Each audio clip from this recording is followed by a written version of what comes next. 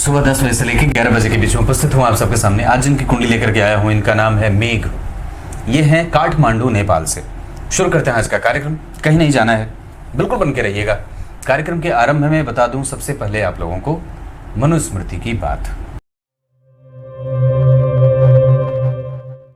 भगवान मनु ने अपने आदि ग्रंथ मनुस्मृति में ब्राह्मणों के लिए या किसी भी के लिए उन्होंने इतनी बात कही है कि जिस व्यक्ति के पास धर्मशास्त्र है उसको अनुष्ठेय और निषिद्ध कर्तव्यों का बोध होता रहता है कि उसे क्या करना है और क्या नहीं करना है।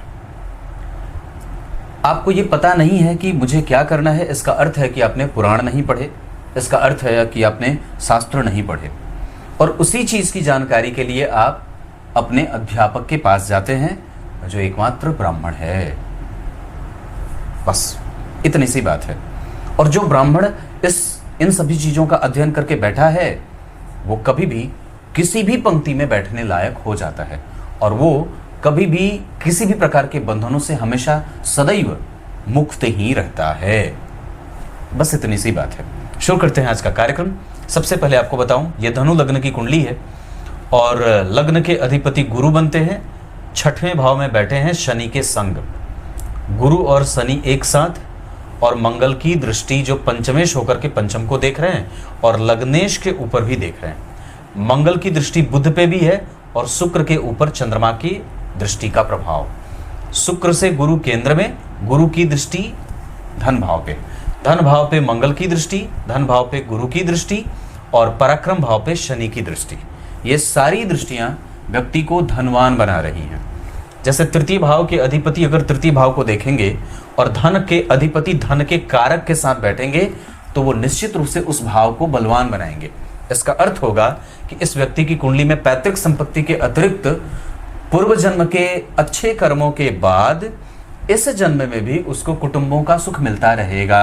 यहां थोड़ी देर रोक करके आपको मैं इनकी कुंडली के पंचांग से आपका परिचय करा देता हूं। जैसे इनका जन्म चूंकि सूर्य धनु राशि के हैं और ये धनु राशि में बैठे हैं 28 डिग्री पे, उत्तरायण में ही होंगे और दरअसल लग्न पे राहु केतु का प्रभाव है।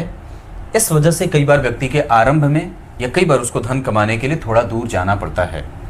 इनका जन्म शिशिर ऋतु में हुआ है, इस वजह से कई बार काम थोड़े विलंब से होंगे क्योंकि लग्नेश 6वें भाव में शनि के साथ बैठेंगे तो थोड़ी बहुत अव्यवस्था भी फैलेगी, आलस्य का भाव भी आएगा। कृष्ण पक्ष के चतुर्थी तिथि के चंद्रमा शुभग्रह होते हैं और भाग्य भाव में बैठे हैं। शुक्र से देखे जा रहे हैं जो कि लाभ भाव का अधिपति होकर के अपने भाव से 5 घर आगे उच्चाभिलाषी हो रहे हैं। शुक्र और चंद्रमा का संबंध एक दूसरे के लिए बड़ा ही मायावी और बेहतर बनाएगा। शुक्रवार के जन्मे होने से व्यक्ति ऐश्वर्यशाली और भोगी प्रवृत्ति का है और निश्चित रूप से वो महत्वाकांक्षी भी होगा। क्षत्रिय वर्ण और राक्षस गण के होंगे। मघा नक्षत्र में जन्मे हैं, इस वजह से आनंद बहुत ज्यादा प्राप्त करने की इच्छा है और व्यक्ति स्वाद के पीछे भागने वाला है। दशमांश कुंडली में लग्न में गुरु का बैठना, बुध और चंद्रमा का दशम स्थान में बैठना और दशमेश का केंद्र में बैठना, ये स्थिति व्यक्ति के करियर को कभी भी कमजोर नहीं बनाएगी और निस्संदेह वो कल को अगर अपना व्यवसाय भी करना चाहे तो आसानी से कर सकता है। इसमें भी कोई दो राय नहीं है। इस कुंडली में सबसे अच्छी बात है भाग्य भाव में चंद्रमा का और भाग्य भाव पे शुक्र की दृष्टि। लाभ भाव के अधिपति अगर भाग्य भाव को देख लें तो कहने की कोई बात ही नहीं है। भाग्य भाव के अधिपति का लग्न में बैठना ये व्यक्ति को अपनी दशा में और सूर्य की दशा में व्यक्ति स्थापित होता है और विख्यात भी होता है। राहु का प्रभाव मंगल पे और राहु का प्रभाव सूर्य पे और राहु का प्रभाव शुक्र पे। मंगल को देखेंगे तो संतान से दिक्कत हो सकती है और कई बार क्रोध बढ़ सकता है और कई बार व्यक्ति में जल्दबाजीपन की प्रवृत्ति होती है और ये सबसे खराब बात है। राहु की दृष्टि लग्न पे व्यक्ति के आत्मविश्वास में कमजोरी और खुद पे प्रश्न चिन्ह उठने का सवाल और राहु की दृष्टि शुक्र पे कई बार अंतर्यामी हो जाना, दूसरों को समझ लेना और कई बार जल्दबाजी में करके कोई भी निर्णय ले लेना और साथ ही साथ अपने क्रिएटिविटी पे और अपने पौरुषत्व पे रोक न लगाना। खाने की चीज जो पसंद आई चुपचाप उठा के खा लिया और कई बार अपने स्वास्थ्य का ध्यान नहीं रखा। वीर्य का नुकसान न करें, जितना ज्यादा हो सके ब्रह्मचर्य का पालन करें। राहु के ठीक पीछे शुक्र, गुरु और शनि बैठे हैं और इस भाव के अधिपति बुध जन्म कुंडली में द्वितीय भाव में यहां पे जो स्थिति बन रही है और जो स्थिति यहां पे बन रही है, इसके आधार पर व्यक्ति को खुद का व्यवसाय बहुत ज्यादा अच्छा रहेगा। वैसे आरंभ में अगर आप नौकरी भी करना चाहें तो भी ये कुंडली नौकरी से ज्यादा व्यवसाय वाली सिद्ध होती है। यहां पे बुध का बैठना, व्यवसायिक ग्रह यहां भी, यहां पे धन भाव में बुध का बैठना जो इस कुंडली के लिए बाधकेश होता है और सप्तमेश और दशमेश होकर के धन भाव में बैठा है। पिता भाव के अधिपति और पिता के कारक, पिता भाव के अधिपति बुध और पिता के कारक सूर्य लग्न में और धन में बैठे हैं। यह अवस्था व्यक्ति को पिता से हमेशा ही फल फूल प्राप्त करने वाली हो जाती है।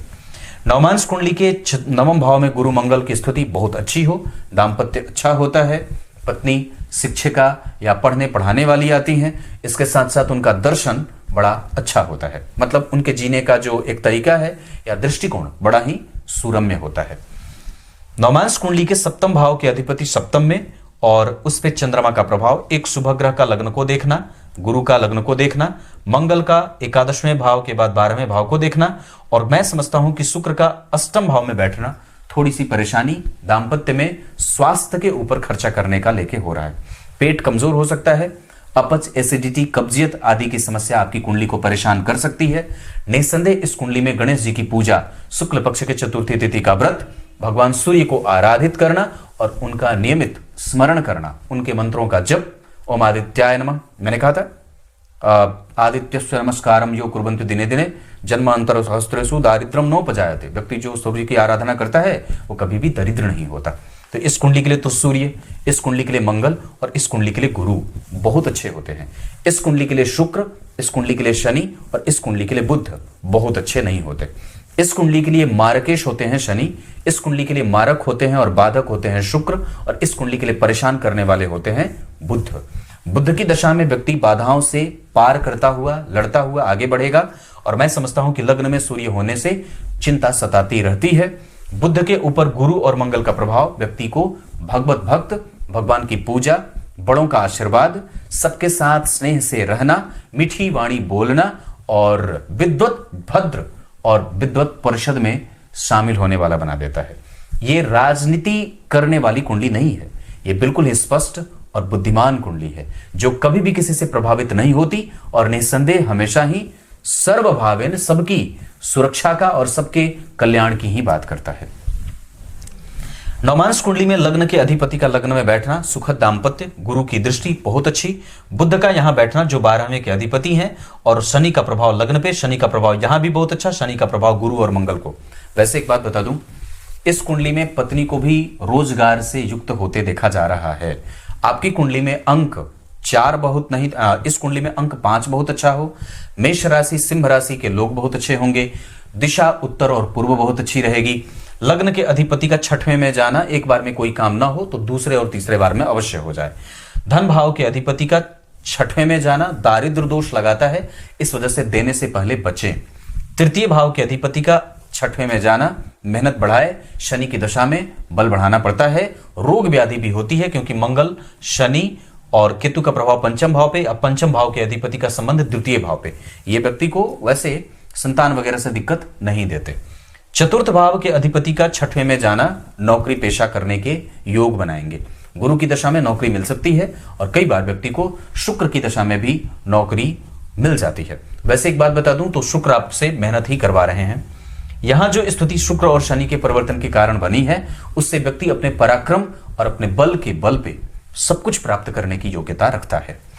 पंचम भाव के अधिपति का जन्म कुंडली में पंचम को देखना, चंद्रमा का जन्म कुंडली में शुक्र के द्वारा देखा जाना, राहु का प्रभाव एकादशवें भाव पे और शुक्र का अपने भाव से 5 घर आगे जाना और धन भाव पे बुध की दृष्टि, ये कई तरीके से व्यक्ति के ऊपर बड़ों का आशीर्वाद और उसके अपने बल पे सब कुछ प्राप्त करने का योग लगाएगा। 6वें भाव के अधिपति का तीसरे भाव के साथ परिवर्तन नौकरी और पराक्रमी बनाने के साथ साथ कई बार शनि और गुरु की दशाओं में पेट की कमजोरी भी दिखा सकते हैं। अपच, एसिडिटी, कब्जियत आदि की समस्या इस कुंडली की सबसे प्रधान समस्या और आम समस्या में से एक होगी। सप्तम भाव के अधिपति का द्वितीय में जाना, खुद का रोजगार और वाणी अच्छी और मनी मेकिंग पॉलिसी समझने वाला, दूसरों तक अपनी बात आसानी से समझाने वाला और कई बार टैक्स कलेक्शन करने वाला हो जाता है। कई बार मल्टीनेशनल कंपनियों में काम करने वाला, विदेशों में जाकर के यात्रा करने वाला, विदेशों में जाकर के धन कमाने वाला और धन को समुचित और सही जगह से खर्च करने वाला। चल अचल संपत्ति का योग इस कुंडली में निश्चित रूप से है, क्योंकि शनि और मंगल का संबंध क्रमशः बन रहा है। तृतीय भाव के अधिपति जन्म कुंडली में शनि ने तीसरे भाव को देखा है और मंगल जन्म कुंडली में तुला के हैं। मैं समझता हूं कि इस भाव के अधिपति अगर यहां से 5 घर आगे नहीं बैठे होते तो मंगल को भी कमजोरी मिल जाती, उसको और भी बल तब मिल जाता जब इस पे किसी एक अन्य शुभ ग्रह की दृष्टि पड़ जाती, पर वैसा नहीं है। परंतु एक बात है कि शनि जो है वो कम से कम एकादशवें भाव के अधिपति को देख रहे हैं, शुक्र को। इसके कारण व्यक्ति के पास कम से कम पराक्रम का बल रहेगा और वो अपने बल पे संपूर्ण चीजें इकट्ठा भी करेगा। यह दशा सूर्य की और शुक्र की हो सकती है। इसके साथ साथ मंगल भी इसमें सहायक हो जाएंगे, तो कोई आश्चर्य नहीं है। बुध का प्रभाव बहुत बढ़िया। अष्टम भाव के अधिपति का भाग्य में जाना, गुरु से केंद्र में, और पापक नहीं होना, शुक्र के प्रभाव में आना, दाम्पत्य बहुत अच्छा रहेगा। मैं समझता हूं कि अगर ये दोनों एक साथ भी बैठे होते, या यहां पे गुरु मंगल अगर नहीं बैठे होते, यहां शनि अगर नहीं बैठे होते, तो ये खराब होता। वैसे यहां पे कुछ स्थिति जरूर गड़बड़ हो रही है, इस वजह से पत्नी के नाम पे कुछ भी खरीदने से पहले 10 बार विचार कर लीजिएगा। नवम भाव के अधिपति का अष्टम भाव के अधिपति का भाग्य में जाना संपूर्णतया कमजोरी तो नहीं है, क्योंकि उस पर शुक्र की दृष्टि है, तो शुक्र के प्रभाव में अष्टम भाव के अधिपति आएंगे, फिर भी ये विपरीत परिस्थिति का निर्माण अवश्य ही करेंगे। इस वजह से व्यक्ति का मन कभी भी भय मुक्त नहीं होता और उसको निरंतर कोई ना कोई चिंता रहती है, पर वस्तुतः वो सबको साथ लेकर के चलने वाला होता है और परिवार का पोषक होता है। दुर्बोध नहीं होता, बहुत ही क्लियर माइंडसेट का होता है, बहुत ही स्पष्टवादी होता है और धर्म के आधार पर जीवन जीने वाला भी होता है। दशम भाव के अधिपति का द्वितीय में जाना, प्राइवेट सेक्टर से नौकरी करवाए और पिता के साथ संबंधों में मजबूती दे, कुटुंब का पालक होता है और अच्छी वाणी बोलने वाला होता है। जब तक जीता है तब तक सीता है, काम करता है। एकादशवें भाव के अधिपति की स्थिति ठीक है। 12वां भाव जन्म कुंडली में मैं समझता हूं कि इस भाव के अधिपति हैं, एकादशवें में बैठे हैं, विदेशों से धन आता रहता है और लाभ भी होता है। नवमांश कुंडली में लग्नेश ठीक, धन भाव के अधिपति यहां भी 6वें में बैठे हैं, ये ठीक नहीं है। यहां भी यहां ठीक नहीं है और यहां पे गुरु की दृष्टि भी अच्छी नहीं है। मंगल की उच्च दृष्टि पराक्रम से धन लाभ अवश्य करा देगी। मंगल की दशा आपके जीवन को कई तरीके से लाभान्वित करने वाली, सूर्य की दशा आपके जीवन को कई तरीके से लाभान्वित करने वाली, पर गुरु की दशा थोड़ी बहुत असंतुलन में रह सकती है। जैसे गुरु में शनि, ये थोड़े कष्टप्रद हो सकते हैं। यहां पे मंगल का प्रभाव गुरु के संग है, इस वजह से मैं समझता हूं कि व्यक्ति के जीवन में जब कभी भी कोई परेशानी हो तो उसमें पत्नी के सहयोग से व्यक्ति आगे बढ़ता है, और जब कभी भी किसी से लड़ना हो, कभी भी किसी को उत्तर देना हो, प्रतिक्रिया देनी हो, तो पत्नी को सामने रखिए, आप शांत रहिए। यह आपकी कुंडली है। नक्षत्रों के आधार पे जो स्थिति सूर्य ने बनाया है उसके आधार पर उनके पास बल है और वो आपको लक्ष्मीवान बनाएंगे। चंद्रमा जिस स्थिति में बैठे हैं उसके आधार पर आपको वो बीमार बनाएंगे। मंगल जिस स्थिति में बैठे हैं उसके आधार पर आपको वो उद्वेगीपन देंगे। बुध जिस स्थिति में बैठे हैं उसके आधार पर आपको वो इमोशनल और धन को सही जगह पे खर्च करने वाला बनाएंगे। गुरु जिस स्थिति में बैठे हैं उसके आधार पर आपके पास क्रिएटिविटी रहेगी और आपको वो निरोगी बनाएंगे। शुक्र जिस स्थिति में बैठे हैं उसके आधार पर आपको वो भोगी और चिंतन करने वाला और साथ ही साथ किसी न किसी समस्या से उलझाने वाला बनाएंगे। शनि जिस स्थिति में बैठे हैं उसके आधार पर कम से कम आपके पास सरकार का, पिता का, पुत्र का, दाम्पत्य का और प्रतिरोधक क्षमता का लाभ मिलता रहेगा। राहु आपकी कुंडली के लिए 7वें भाव में बैठे हैं। मैं समझता हूं कि अगर वो बुध या राहु किसी शुभ ग्रह से देख लिए जाते तो अच्छी बात होती, पर वस्तुतः वो राहु 21 डिग्री के हैं तो कम से कम आपको कुछ ना कुछ तो दे ही देंगे। सामान्यतया उनकी दशा में आपका व्यापार कुछ ना कुछ चलता रहेगा। यहां पे अगर राहु बुध के साथ नहीं होते तो आप दिमागी ज्यादा नहीं होते, दिमाग ज्यादा लगाते हैं, ये लालच देता है और स्वार्थी भी बना देता है। नक्षत्र के आधार पर इस कुंडली में उत्तराषाढ़ा, अश्विनी, भरणी और स्वाति, शतभिखा, श्रवण और हस्त, ये नक्षत्र अच्छे रहेंगे। दिन इस कुंडली के लिए गुरुवार और मंगलवार का बहुत अच्छा रहेगा। दिशा इस कुंडली के लिए उत्तर और पूर्व बहुत अच्छी रहेगी। धन कमाने के लिए आप दक्षिण दिशा में भी जा सकते हैं और पूर्व दिशा में भी जा सकते हैं। टोटल मिलाकर के पूर्व दिशा बहुत अच्छी है। ग्रहों के प्रक्रम के आधार पर सूर्य को बल देने की आवश्यकता है। चंद्रमा संपूर्ण है। मंगल की स्थिति और बुध की स्थिति और गुरु की स्थिति कमजोर है। इन लोगों को ठीक करने के लिए हनुमान चालीसा का पाठ, गणेश जी के मंत्रों का जप, निरंतर बजरंगबली के मंदिर का ध्यान या उनके मंदिर का या उनके तस्वीर के सामने प्रणाम करना और दीपक जला करके उनके मंत्रों का जप करना। इस कुंडली के हिसाब से ओम आदित्याय नमः बहुत अच्छा रहेगा। शुक्र की स्थिति इस कुंडली में जैसी है उसके आधार पर आपको वो भोगी ज्यादा बना रहे हैं और स्पर्श करने वाला बना रहे हैं।